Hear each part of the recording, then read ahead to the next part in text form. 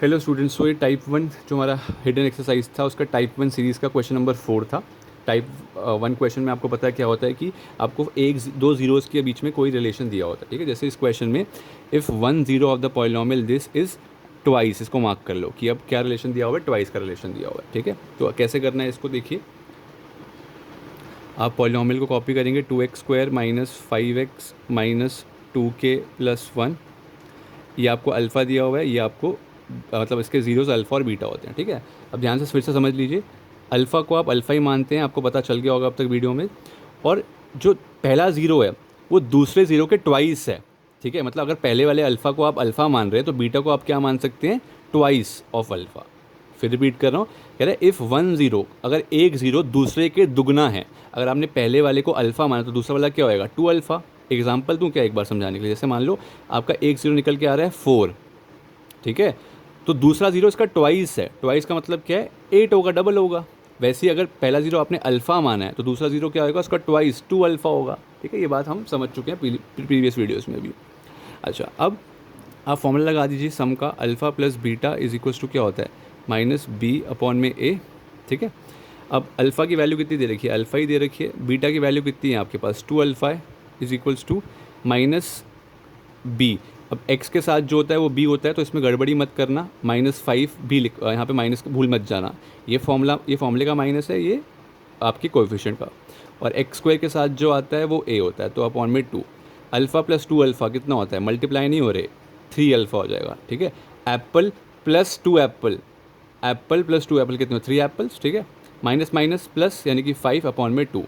तो अल्फ़ा की वैल्यू निकल के कितनी आ जाएगी, ये मल्टीप्लाई में दिख रहा है हमें तो उधर जाके डिवाइड होगा, तो 5 अपॉन में 2 इंटू 3। मल्टीप्लाई में उधर जाके नीचे जाएगा, तो आंसर कितना आ जाएगा, 5 अपॉन में 6। अल्फ़ा आपका 5 अपॉन में 6 आ गया। तो उसने हमें ज़ीरोस निकालने के लिए बोल रहा है, ज़ीरोस मतलब कि अल्फ़ा बीटा। तो अल्फ़ा कितना आ गया आपका 5 अपॉन में 6, और बीटा कितना आ गया आपका 2 इंटू अल्फ़ा, 2 इंटू अल्फ़ा यानी कि 2 इंटू 5/6 विच इज़ 5/3। ठीक है, हमने अल्फ़ा बीटा सक्सेसफुली निकाल लिया। अब हमें के भी निकालना है। ठीक है, तो के निकालने के लिए आप क्या करेंगे, alpha into beta is equals to क्या होता है, सी अपॉन में ए। अल्फ़ा कितना है, अल्फ़ा ही है। बीटा कितना है, 2 अल्फ़ा है, is equals to C by A. या ऐसा भी कर सकते हैं आप। ठीक है, ऐसे, या फिर आप ये अप्रोच भी अब ला सकते हैं कि अल्फ़ा कितना है, 5/6 है, तो आप 5/6 डायरेक्ट डाल दीजिए। बीटा कितना है, 2 अल्फ़ा है, बट उसकी वैल्यू तो आपके पास आ चुकी है ना, 5/3 आ चुकी है उसकी वैल्यू, 5/3। तो आप सीधा 5/3 ले लो, क्या दिक्कत है। सी की वैल्यू कितनी है, जो भी कांस्टेंट टर्म होती है वो पूरी सी होती है, तो यानी कि -2k प्लस 1। और ए अपॉन में 2, 5 5 ज़ा 25 और 6 3 ज़ा 18 इज इक्वल्स टू, माइनस का साइन इसको भी दे दो, -2k, इसको भी देना पड़ेगा। अब ये गलती मत कर देना, सिर्फ अब इसको मत दे देना माइनस का साइन, इसको भी देना पड़ेगा, दोनों का माइनस का है, अपॉन में 2। अब ये उससे मल्टीप्लाई होगा, ये इससे मल्टीप्लाई होगा, 2 इंटू 25 इंटू 2 कितना होता है, 50। 18 2 सा कितना होता है, 36, तो -36 के आ जाएगा। 18 को इससे भी करना है मल्टीप्लाई, तो -18 आ जाएगा। ठीक है, अब ये माइनस का 18 है तो जाके क्या आएगा, बिल्कुल सही, +18 इज इक्वल्स टू -36 के। 50 प्लस 18 कितना होता है, 68 इज इक्वल्स टू -36 के। और ये मल्टीप्लाई में है दोनों आपस में, तो दैट्स वाई नीचे जाके क्या होगा, डिवाइड 68 अपॉन में -36 इज इक्वल्स टू के। अब 2 से काटो, 2 से काटोगे तो 3 4 आएगा, 2 से काटोगे तो 1 8 आएगा, 2 से काटोगे तो 1 7 आएगा, 2 से काटोगे तो 9 आएगा। तो आंसर आ जाएगा -17 अपॉन में 9 इज इक्वल्स टू के।